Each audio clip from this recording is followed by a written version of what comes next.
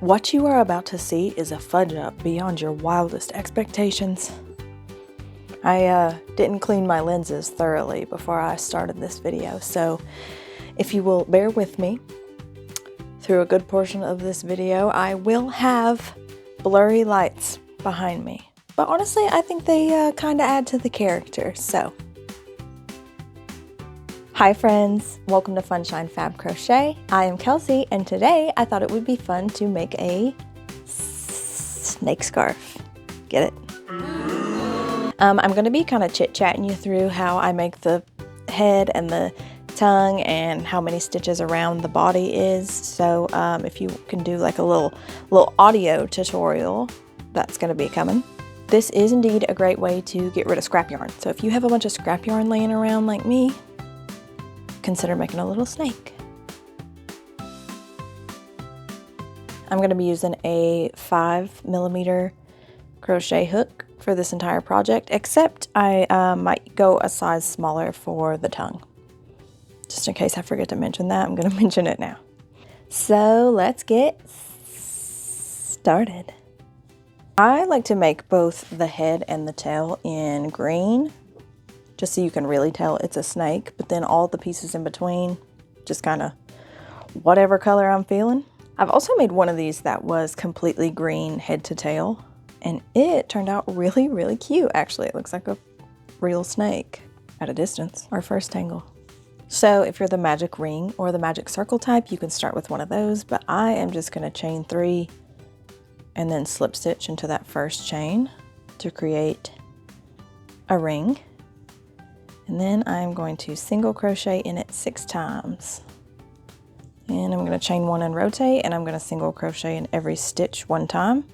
No increases yet.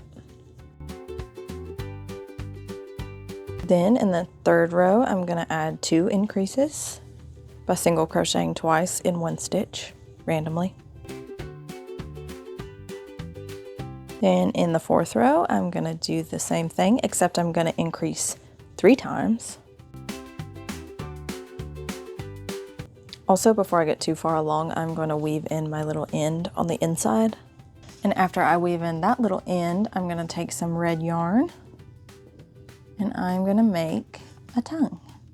And I'm going to leave a little tail so I have something to tie up and weave in on the inside, because this is really the only way it's going to be attached. Oh, and also use a smaller hook for the tongue. I did remember to say that. And I'm going to chain 9 times.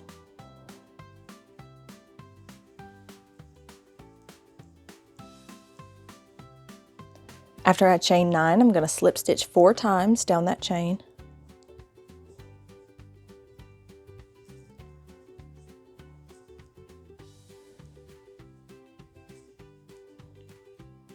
And then I'm going to chain 4. And I'm going to slip stitch back down that chain.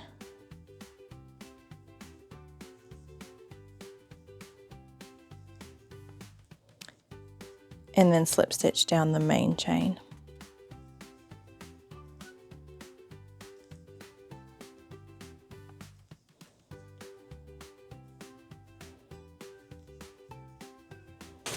I'm going to leave a tail of the same length on the other side so I can tie them together on the inside of the snake's mouth, or snake's head, I guess.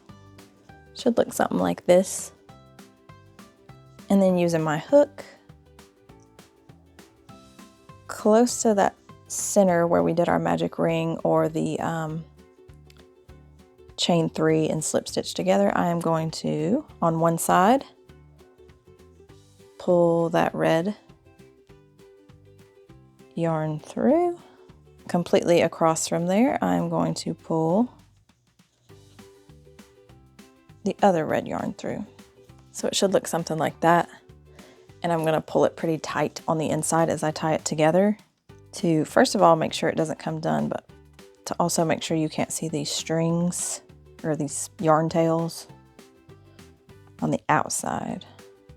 I'm going to weave that in just a little bit and then flip it back inside out, or right side out. Then I'm going to switch back to my 5mm hook. I'm going to chain 1, rotate, and start on my row 5 of the snake's head. then going around, I'm just gonna add 2 increases in this row. So you should have 13 stitches at the end of row 5. I'm gonna chain 1. And I'm gonna add no increases in row 6. All these rows are single crochet, by the way, if I didn't mention that. I'm a mess. And next row, I'm only gonna add 1 increase in single crochets, which means at the end of this row, you should have 14 stitches. Slip stitch at the end, chain 1. And in the next row, I'm gonna go all the way around single crochets and I'm not gonna add any increases. And this next row is row 9. I'm gonna do 1 more row of single crochets with no increases. The next row is row 10. We're still gonna do single crochets, but in this row, I'm gonna decrease every other stitch. So I'm gonna do single crochet and then single crochet 2 stitches together. Single crochet, 2 stitches together for the whole row. You'll end up with 2 single crochets at the end. That's fine. In the next row, you're going to decrease in every 3rd stitch. So you're gonna single crochet and then single crochet in the next stitch, and then single crochet 2 together, single crochet in the next stitch, single crochet in the next, and then single crochet 2 together. And that will leave you with single crochets in the last 2 stitches, slip stitch, chain 1, detangle your yarn. And then in the next row, you are just going to decrease in 2 stitches wherever you want. So that was row 12. For row 13 and on, I'm going to use nothing but double crochets. You can keep doing single if you want it to be, you know, a tighter stitch. You can do triple if you want it to be looser, doesn't matter. But the important thing is you go around and you make sure you have 6 stitches all the way around. If you aren't at 6 stitches, you can decrease to get there. You can make your snake a little bit thicker if you want to do 7 or 8. It's not a big deal. But I do recommend, as the snake goes on and you're changing colors and whatnot, to just make sure that you have the same number every time, because sometimes when you change colors, it's easy to drop a stitch or add a stitch. I'm going to do 1 more row of green, count and make sure I have 6 double crochets in this row. And then I'm going to cut this green here, and I'm going to start with the fun colors. If you want a close-up tutorial of this, like if hearing it is not enough, I get it. I too am a visual learner. Let me know in the comments, because I would be happy to do this at my desk where you can see with the camera down, tutorial style. So just let me know if this was not enough for you. Something that's unfortunate about these snakes is they are gonna look a million times better if you have like fuzzy eyelash yarns. And I know everybody hates eyelash yarn except me, but they do add to the quirkiness of the snake. So if you have eyelash yarn sitting around, I do recommend using it. But if you hate the stuff, I get it. I get it. Just like with any scrap project I make, anytime I'm talking about it on video, if you're unsure of the color scheme, or you feel like you don't know what color to use next, the best recommendation I can give you is switch back and forth between warm and cool colors. You don't have to do it every time you change colors. Like, it's fine to have 2 warms in a row, 3 warm, whatever, and then maybe a white and then blue, whatever. I just think it doesn't look as good if you do 10 cool colors in a row before you have a warm color. So don't get too hung up on the color scheme. Just switch back and forth if you have the option. I'm gonna use this peach color next. And from here forward, I'm not really going to be doing much tutorial talking. I'm just going to leave you with this. Count every now and then and make sure you still have the same amount of stitches in every row. Not every row, but you know, just count every now and then. It's not a huge deal if you're like, oh shoot, I'm at 5 and I was at 6. Just add it. You don't have to really go back and frog. And you can make it obviously as long or short as you want. All you have to do to make the tail when you get to the end is start adding 1 decrease in every row until you get to just 1 or 2 at the end, and then do a slip stitch and make sure you leave the tail long, tail of the yarn, not tail of the snake, and weave that in. And that is all the tutorial chit chat I am gonna do. So now I'm gonna do regular chit chat. The thing that inspired me to make these snakes was I saw where someone had made a snake cushion. They had just like crocheted a snake and then I assume stuffed it with stuffing, and they I guess like sewed it all together. So it was like this spiral of like mismatched colors, and where they had sewed it together, it was like perfectly round and made a cushion. And I was like, ooh, I want to do that. And then when I started on it, it was thicker than this scarf. I was like, wait, I think I'm gonna just not stuff this and use it as a scarf. And I was like, this is genius. I've never seen a snake scarf. And then I got on Pinterest and typed in snake scarf. And I am not a genius. This was not original at all. It actually kind of looked like I had stolen someone else's idea. So, live with that. I will.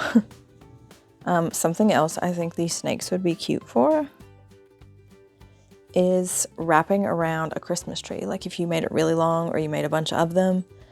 I think they kind of have that mismatched, quirky Christmas colors vibe for those that do like rainbow trees, and you know, they're kind of like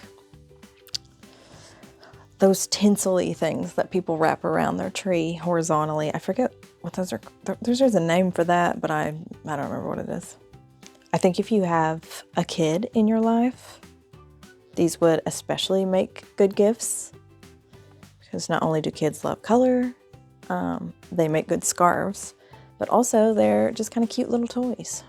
So if you have a kid that loves animals especially, make one of these, I'm telling you. So if you know me, you know, I love a deal, especially on clothes.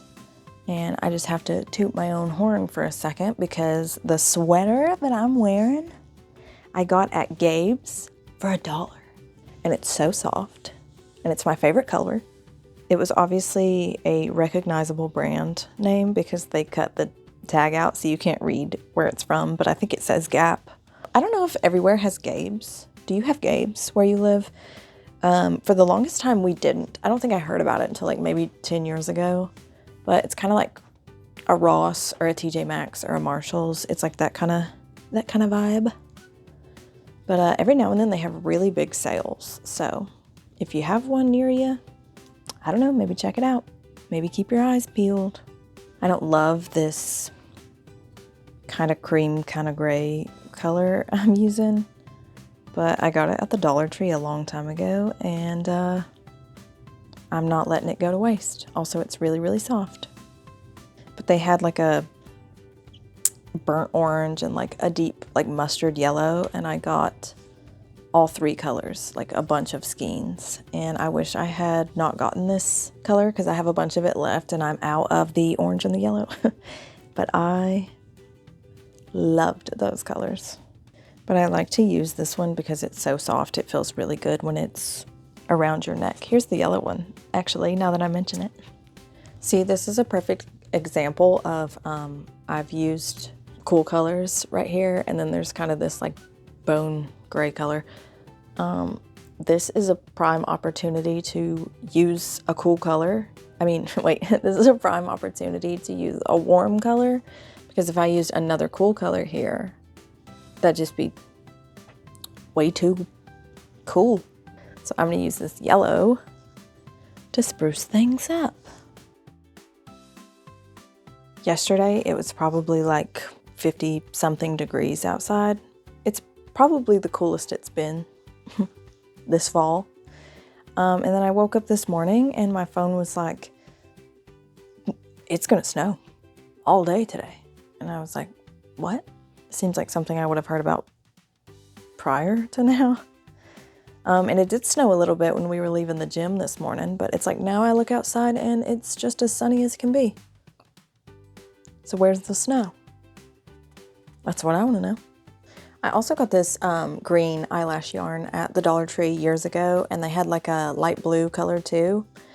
And I got lots of skeins of them, but I regret not getting every skein they had and then driving to the next Dollar Tree and getting every skein they had there too, because this is some good stuff. This is eyelash yarn I love because it's really soft, super thin, so it's easy to work with. I just love eyelash yarn. I will not accept too much eyelash yarn slander. This is also a crazy time because I've somehow ended up with green tinsel yarn, blue tinsel yarn, and I'm frogging some red tinsel yarn. And I don't use tinsel yarn. This is just a crazy coincidence. But if you watched my Coraline sweater video, that's where the blue came from. Oh wait, hold the phone.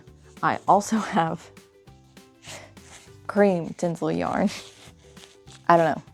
It's Tinsel City. Oh, this is also red tinsel. It's just the tinsel itself is red instead of the tinsel being silver, like in that one. I don't know. Something crazy going on with me. I've become really obsessed with frogging projects lately. So a ton of this yarn is coming from old kid size hats that I made that I tried to sell at craft fairs, but they just didn't sell. So it kind of feels like I have won the yarn lottery lately because I found like probably 25 plus of these hats, and I've had every color to frog. I've been spoiled with what feels like new yarn, but really is frogged yarn, but it's all the same. Okay, wait, I also have purple with tinsel. This one's my favorite though, because it's kind of like a green and white, like iridescent tinsel. Reminds me of a mermaid. Maybe I do use tinsel more than I realize. I do indeed have a project in mind for when I get rid of this scrap yarn. I was scrolling through Pinterest and I saw someone had made a knit Sasquatch, like Bigfoot. And I was like, ooh, that's cute. I could definitely make a crochet version of that. Then I got to looking around at all this yarn and I was like, okay, maybe later in the week after I get rid of some of this. So this frogging project was a big long dress that I had made many years ago. And honestly, it was cute. I love the color. It's kind of like a shiny, little bit of purple, like hot pink. But I am so guilty of doing this. I did not try the dress on while I was making it. I made the entire dress and then tried it on for the first time. And honestly, this was probably one of the first dresses I had ever made. And when I put it on, it was like the armpits were so small. It was like the armpits were an extra small and then the dress itself was a medium. So for years, I just tried to sell it really cheap with that in the description. And then finally I was like, man, nobody's buying this thing. I'm just gonna frog it. And I'm glad I am because I love the yarn. It's so pretty, it's so soft. I wish I had frogged it sooner. Oh, it is indeed snowing outside now. Not hard though. Just a little flurry. Okay, now it's snowing really hard and it's really windy. Winter Wonderland? Maybe. I'm excited to see at the end how much scrap yarn this uses. It's a quick project. It doesn't seem like it would use too much yarn. Okie dokie. I'd say I'm probably about 2/3 or more of the way done with this guy.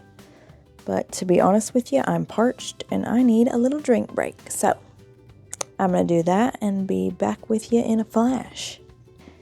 All right, back at it. What color do we want to add next? I took my little break, and I mentioned this in the beginning of the video now. I realized that I had not cleaned the lens very well, and the video was all blurry and smudgy. But you know what? This would be a good place for a professional crochet studio, wouldn't it? Anyway, I'm thinking mustard yellow next. And you know, while I'm thinking about it, another great thing about this project is because everything is so hidden on the inside, because you know, it's a tube, I don't have to cut my scrap yarn. I just kind of, I tie it up first, but I just kind of crochet over my little yarn tails for a couple stitches or so, and then I just tuck them down in the little snake body. Who's gonna know? What are they gonna do, pop out? This is funky. It would be okay if they popped out. During my little hiatus, I drank some coconut water from Aldi. I love coconut water, but one time Austin took a swig of it and said, "This tastes like sweat." And now every time I drink it, I'm like, wish he hadn't said that. And hot take, I love it with pulp. Same with orange juice. I'm a pulp girl. Sue me. Sue me. You want to lay with mama? Go ahead. I think this snake around my neck is the perfect length, so I'm going to compare it to the one I'm working on. See how much longer it needs to be. Oh, wait, we're really close. 5 more colors-ish, and then we should be there. I'm not gonna lie, this eyelash yarn is like beyond the difficulty of regular eyelash yarn. It's got like loops and like the fuzzy yarn, and it's like thicker than the other yarns I'm using, so this hook really isn't made for the job. I think I said 5 more colors, but I've done 3, and honestly, I think it's long enough. I'm gonna start using this green that I used for the head. If I can get it untangled, I remember now how annoying it was. And just like that, I'm gonna leave a little bit of a long tail, just so I can kind of tie it up and weave it in to the best of my ability. And there is our new little snaky. It looks extremely similar to the one I'm already wearing because I think I used a lot of this yarn already to make this one. I can't recommend these little snakies enough. I think they make good gifts. Great way to get rid of scrap yarn, like I said. Probably make a good stocking stuffer, especially if you have kids or someone quirky that you could make it for. Oh, also, before I let you go, let me show you how much scrap yarn we were left with after making this guy. And that is that, friends. Thank you so much for watching. I hope you enjoyed. If you would be so kind as to like and subscribe and maybe leave a comment of anything you want to see in the future, I would appreciate that. But for now, that's all I have. So I will see you guys soon. Bye.